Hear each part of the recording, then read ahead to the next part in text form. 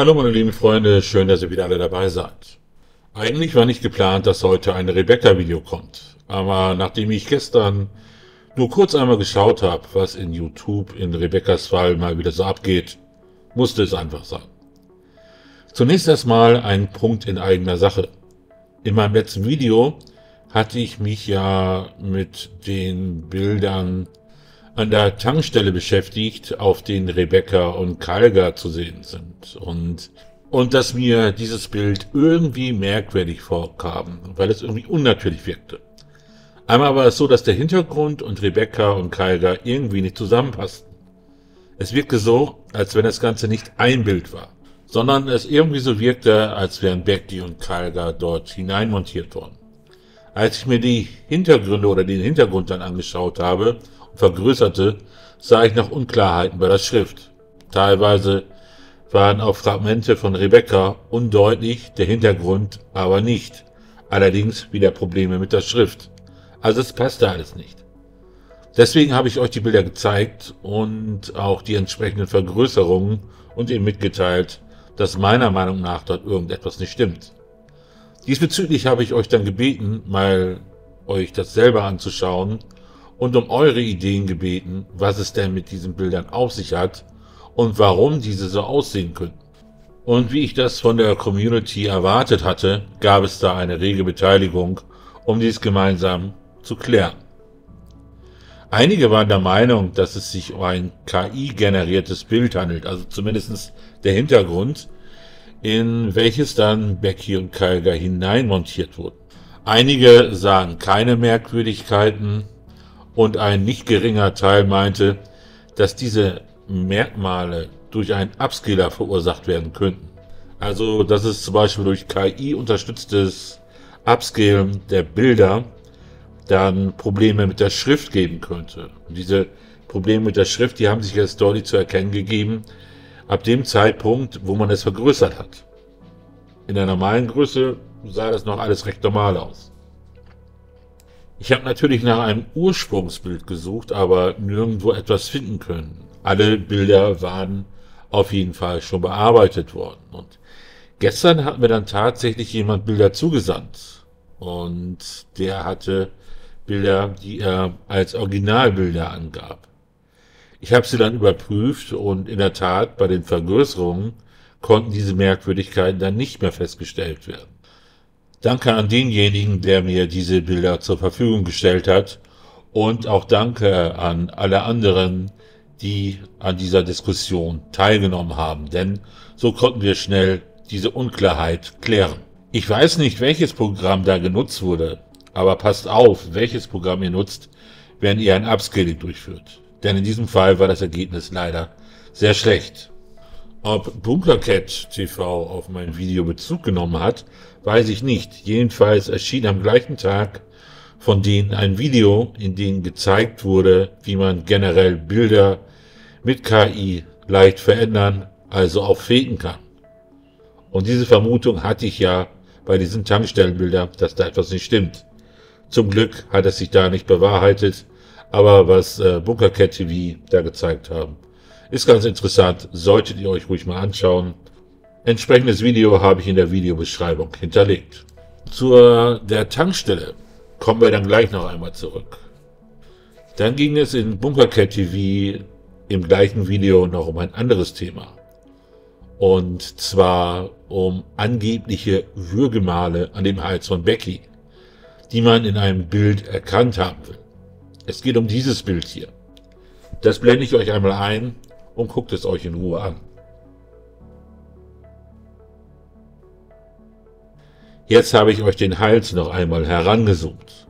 Und ich denke mir mal, ihr seht dort etwas, was man damit gemeint haben könnte. Und dies, was dort so etwas dunkler wirkt, das sind natürlich keine Würgemale. Wenn es so etwas wäre, würde man die höher finden. Und zwar eher unterhalb des Kopfes und nicht in Höhe der Schultern. Also es sind ganz einfach Hautfalten. Und ich kann mir schon vorstellen, wie diese Story dann entstanden ist. Florian hat ja laut den Ermittlungen am Morgen des 18.02., nachdem er von der verspäteten Weihnachtsfeier nach Hause kam, anscheinend noch Filmchen auf seinem Handy geguckt, in dem solche Praktiken eine Rolle gespielt haben. Dann hat man diese dunklen Stellen am Hals gesehen von Rebekkas Foto, hat diese herangezoomt und dachte sich dann, das sieht ja oder das könnte aussehen, als wenn das irgendwelche Würgemale sind. Und ohne weiteres Hinterfragen hat man da mal wieder das nächste mysteriöse Video im Fall von Rebekka Reusch parat. Und dies zieht dann munter seine Runden durch YouTube. Nur zum Verständnis, Bunkercat TV hat das Ganze natürlich auch als Hautfalten erklärt. Und dann kommen wir mal wieder zur Tankstelle. Ich hoffe jetzt erst einmal zum letzten Mal. Denn auf einem anderen Kanal hat man sich dann auch mit den Tankstellenbildern beschäftigt. Und zwar mysteriöse Fälle, Analysen und Theorien. Ob mein Video da jetzt Inspiration war für dieses Video, weiß ich nicht. Ich hatte in meinem vorherigen Video, wie bekannt, den Bildern von der Tankstelle einen größeren Raum wegen der Unklarheiten gegeben. Und in diesem Video von mysteriöse Fälle hieß es dann, ihnen sei es jetzt gelungen, die Bilder auszuwerten und dass es sich dabei um Aufnahmen von 2 verschiedenen Tagen handelt. Ob es sich bei den Aufnahmen um Aufnahmen von 2 verschiedenen Tagen handelt, das ist, glaube ich, nicht so tatrelevant. Es geht dann eher um die Locations und diese sollte man korrekt benennen. Ich habe mich dieser Tankstellenbilder nur angenommen, weil mir dort irgendetwas merkwürdig erschien und ich das geklärt haben wollte. Um etwas anderes ging es mir ehrlich gesagt gar nicht bei diesen Tankstellenbildern.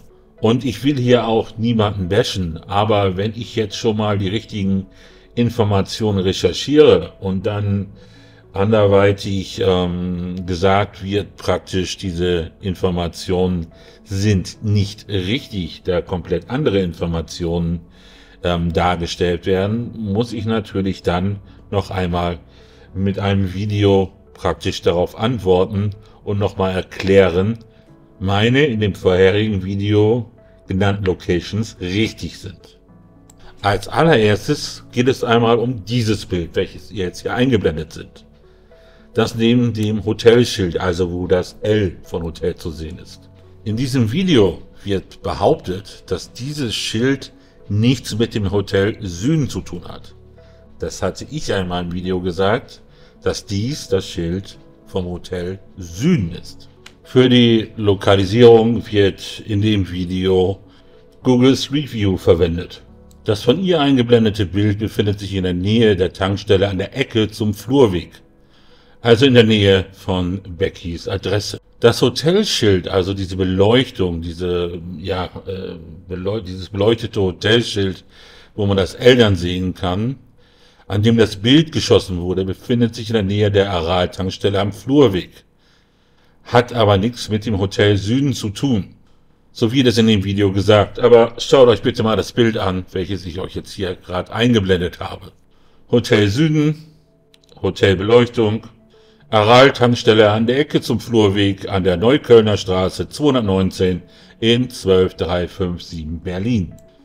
Könnt ihr euch gerne nochmal anhören, dass sie gesagt hat, dass diese Beleuchtung nichts mit dem Hotel Süden zu tun hat. Das sagt sie bei 5 Minuten 58 Sekunden.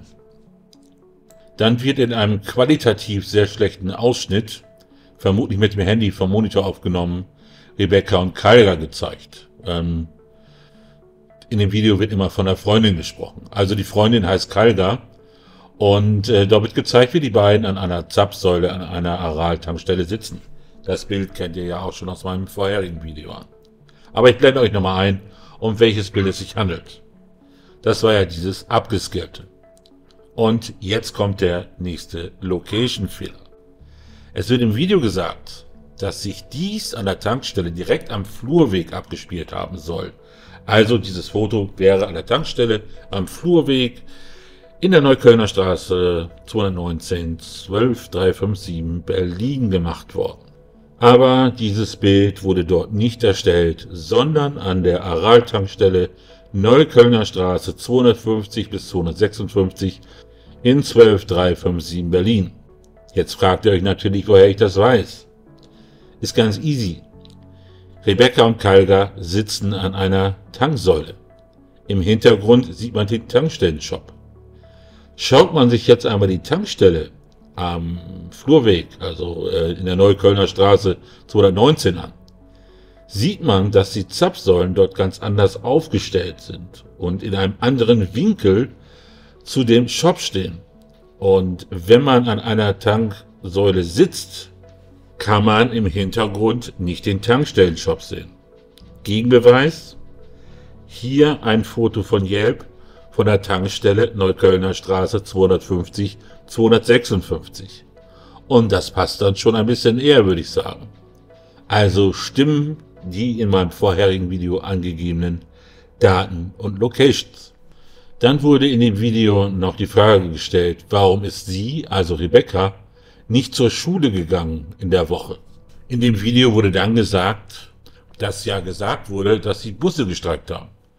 In dem Video wird es nach meinem Gefühl, so wie ich das interpretiere, so dargestellt, als wenn Rebecca die ganze Woche nicht die Schule besucht hat.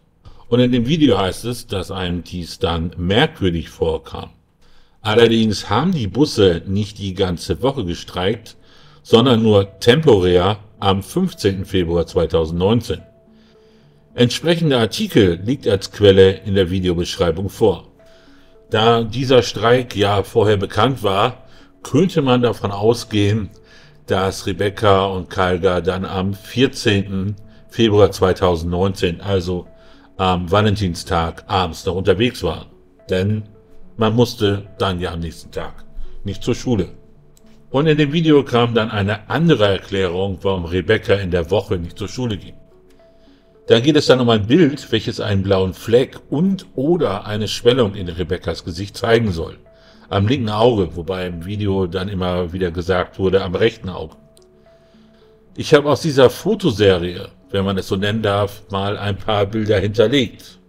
Also, das ist diese Fotoserie mit der Rose. Und auf diesen Bildern kann man nichts von einem blauen Auge, weder am linken noch am rechten Auge oder irgendeine Schwellung im Gesicht entdecken. Und ich denke, aufgrund der vielen Videos hat man Rebecca auch ein bisschen kennengelernt mittlerweile und sie wird mit Sicherheit kein Bild online stellen, wo sie mit einem blauen Auge drauf zu sehen ist. Insgesamt gibt es in dem Video dann aber keine ganz klare Aussage und man muss interpretieren, und vermutlich soll das heißen, dass Rebecca wegen eines blauen Auges nicht die Schule besucht hat.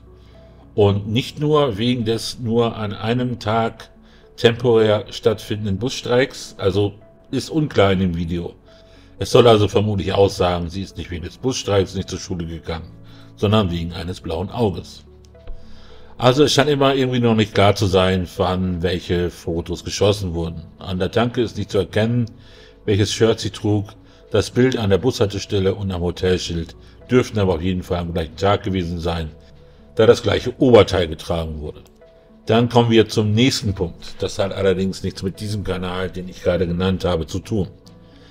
Da heißt es dann, war Rebecca schwanger? Eventuell von Florian? Es gibt dieses Bild, welches ich gerade nicht auffinden kann, wo Rebecca sich an den Bauch fasst, und damit wird dann immer in Verbindung gebracht, dass sie sich an den Bauch fasst, um zu zeigen, dass sie schwanger ist. Dies ist allerdings nur ein Ausschnitt aus einem Clip, an dem sie sich auch an Arm und Oberschenkel fasst. Sie wollte mit diesem Video wohl darstellen, dass sie nicht so mega schlank ist. Ich weiß nicht, ob es dem einen oder anderen jemals aufgefallen ist, dass Rebecca unterhalb der Hüfte etwas fraulicher gebaut war. In ihren Fotos wirkt sie meist sehr schlank, da hat sie dann auch meistens immer nur den Oberkörper gezeigt. Ich habe euch hier mal ein entsprechendes Foto eingeblendet. Auch in dem Video, mit dem sie mit zwei ihrer Freundinnen Hip-Hop tanzt, kann man es erkennen. Nein, ich will damit nicht sagen, dass Rebecca zu dick war. Nein, ich will damit auch nichts anderes sagen. Einfach nur die Tatsache, um auch dieses Video zu erklären, welches ich hoffentlich bald noch bekommen werde, was ich euch dann nochmal zeige, um zu erklären, warum sie sich in diesem Video an Arm, Bauch und Oberschenkel gefasst hat. Also es geht um reine Tatsachen. Und aus dieser Clipfrequenz wurde dann entwickelt, dass sie schwanger sein könnte. vermutlich vom Tatverdächtigen, und dass dies der Grund ihres Verschwindens sein könnte. Also auch hier wurde dann einfach wieder aufgrund eines Bildes eine Theorie, wenn man das überhaupt noch so nennen kann, entwickelt und jemand beschuldigt. Was will ich euch mit diesem Video sagen? Besser gesagt, warum mache ich dauernd solche Videos? Es hieß ja schon mal in den Kommentaren, warum recherchierst du denn nicht selber? Naja, dazu kann man dann auch nichts mehr sagen. Also, es sind permanent Fehlinformationen, kreierte Theorien, wenn man sie überhaupt noch so nennen kann. Ein Bild. Oh, ich sehe was. Könnte das nicht? Ah, genau. Komm, lass uns ein Video draus machen. Bringt Klicks. Das ist momentan, so habe ich das Gefühl, die Methodik, die auf YouTube immer mehr im Vormarsch ist. Dann wird mit großartiger Recherche geworben und bei mir seht ihr etwas, was ihr in den anderen Kanälen nicht seht. Das haben wir alles recherchiert. Und trotzdem kommen da Fehlinformationen raus. Es wird dann aber mit einem Team geworben, welches recherchiert. Ich mache die meisten Sachen alleine. Allerdings in den großen Fällen, Stichwort Frauke Liebs und auch hier bei Rebecca Reusch, habe ich Unterstützung, da es ansonsten nicht zu schaffen ist. Und ich merke mittlerweile auch, dass immer mehr Creator sagen, dass sie verstimmt sind über das, was aktuell im vermissten Fall Rebecca Reusch passiert. Und ich wiederhole mich dann noch einmal. Ich mache diese Videos, um diesen Fehlinformationen entgegenzuwirken, da ich im vermissten Fall Rebecca Reusch eine recht gute Reichweite mittlerweile habe. Ich greife hier auch niemanden persönlich an, sondern es geht einfach darum, dass es um einen Menschen geht, der vermisst wird und vermutlich tot ist. Und nicht um ein Objekt, um drumherum Stories zu produzieren. Deswegen habe ich ja wegen des Bildes von der Aral-Tankstelle meine Bedenken zur Echtheit dieses Bildes dargestellt und die Community um Hilfe gebeten. Diese erhalten und in diesem Video dann erklärt, wie es zu diesen Unklarheiten gekommen ist. Und nicht steif und fest behauptet, oh, ich habe da was entdeckt, die Bilder sind definitiv gefaked und erstelle daraus dann eine neue Theorie. Ich hoffe, ihr versteht mich ein bisschen. Darüber wäre ich schon sehr glücklich und die Mühen für dieses Video haben sich gelohnt. Ich bedanke mich bei euch fürs Zuhören oder Zuschauen, je nachdem wie ihr meinen Content konsumiert. Passt auf euch auf und bis zum nächsten Video. Tschüss.